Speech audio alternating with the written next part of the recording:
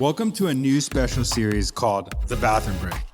That extra 10 minutes you either have to listen to marketing tips or use the bathroom or both. But I don't recommend both, but that's your choice. This collab is going to be super fun. We have Daniel Murray from the Marketing Millennials and me, Jay Schwedelson from the Do This Not That podcast and subjectline.com. Each episode in the series, we are going to go over quick tips about different marketing topics. And if you want to be in the bathroom, fine, just don't tell us about it. Thanks for checking it out. We are here for the bathroom break. It's Jay Schwedelson from Do This Not That podcast. I'm here with Daniel Murray from the Marketing Millennials, the greatest podcast in the world. And here we are right on the start of this new year. So Daniel, you're living in a new city. Are you going to go out for New Year's Eve and just rage at the biggest club in Miami? Is that your plan? No, my plan is probably like order Chinese food and fall asleep at like 10 p.m. Wow. I think New Year's Eve is one of the biggest letdown holidays ever. I've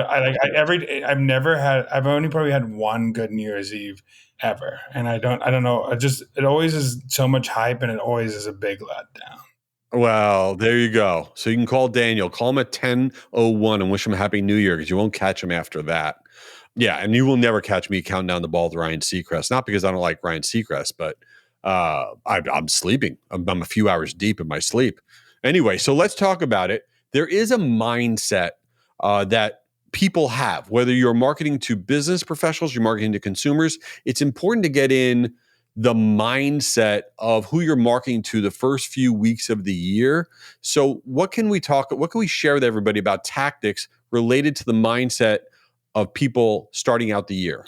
Yeah, I want to just talk about the mindset for it. Right now, people are in the starting habit mindset. So the negative of that is that people will start deleting subscriptions. So subscriptions might going down on that. They might delete emails. So your unsubscribe rate will be at an all-time high because people would want to go to inbox zero, or they want, that's part of their New Year's resolution.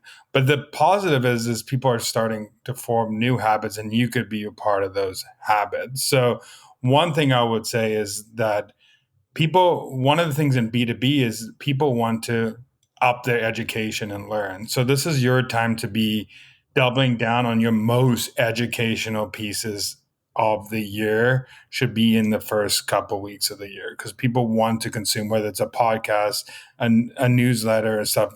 Give your best at the beginning of the year. One, because people are starting new habits, but two is they're craving education right now. So do that because they're trying to either get a promotion or they're trying to get better at their job or learn a new skill. So double down on that. What is something you got?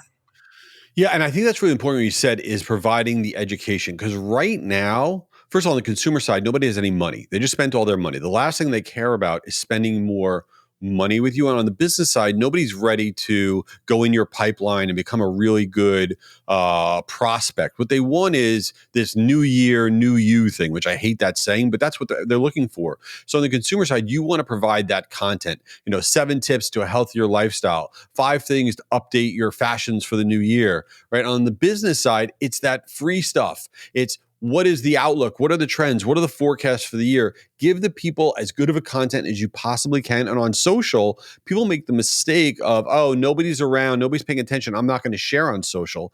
This is the time of year that people find the new people they want to follow. That everyone's putting out their list. These are the 10 people I love following the most. Everybody's looking for the new thing because this is the year that they're going to do it. But on the flip side, don't get nervous. Sometimes your metrics go in the toilet to start the year. The first 2 weeks of January, historically, your click-through rates, for example, on your email and on your social content will actually be significantly lower than normal because everyone's just focused on getting the year going. So you need to be putting out more content, but don't be discouraged by the lack of performance of some of your content. Yeah, the goal is just to stay top of mind during this time period. Yeah. And to be honest, I actually think people say don't post on holidays, don't send on holidays. I think low-key people are on their phones more on holidays. So if you're going to send the email or going to put another social post up, you will get attention because one, a lot of people are not doing it. So there is arbitrage there to do more things. But at the same time, you also as a marketer want to continue your habits too. So just keep that your continuous habits, because that's also the biggest thing that also happens to marketers right now is they will say, I'm going to start a newsletter in 2025. I'm going to start a podcast. They start a podcast. They do the first 2 months. They do 5, 10 podcasts. Then the podcast, oh, it doesn't work anymore. So they stop doing it, or that habit's gone. So if you are going to commit to a habit as a marketer, make sure you have a year plan for this, not just the first 2 months.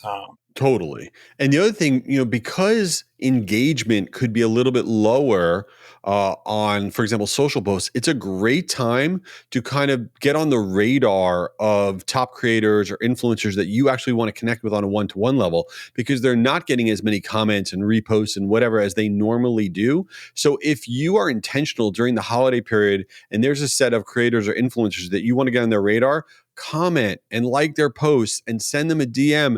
They're much more likely to see it now and have the time to react to it. And you could build those relationships during this few weeks that otherwise is very, very hard to do. So it's a very unique time of the year. And I think you need to be intentional about what you're doing and not just be like, oh, it's the holidays.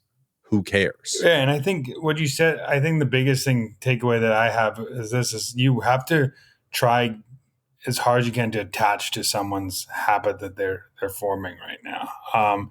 And content's one of the best ways to attach to a habit. For example, my podcast, January and February, I see the highest downloads. For the last 3 years, those months have been the highest downloads. And what we're saying, and that's why I'm saying it from experience. I know that people are here. I'm going to learn in 25, so they start listen to all the marketing podcasts that they can. So your downloads go up, but then they start tanking in the middle of the year after, not tanking, but there's a sharp decline after February.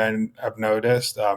So people are craving new stuff at the beginning of the year. So if you can deliver on that and become a part of a habit, you're going to be set for 2025.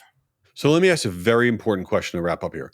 How many days after New Year's is it acceptable to still say Happy New Year? Like if it is January 11th, will you still wish somebody a Happy New Year, or is that it's just too late?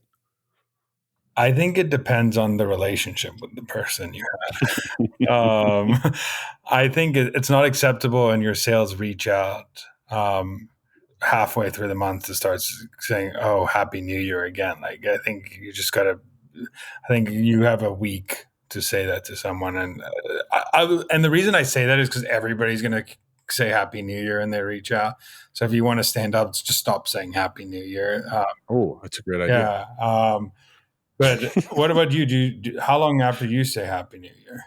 Well, first of all, I don't want to say Happy New Year to anybody because I'd prefer not to see anybody. But I cut it off pretty fast because I think it's out of control. I mean, January 3rd, I think we're done. I think we're moving on. Enough with this already. Happy Valentine's Day. Let's move on.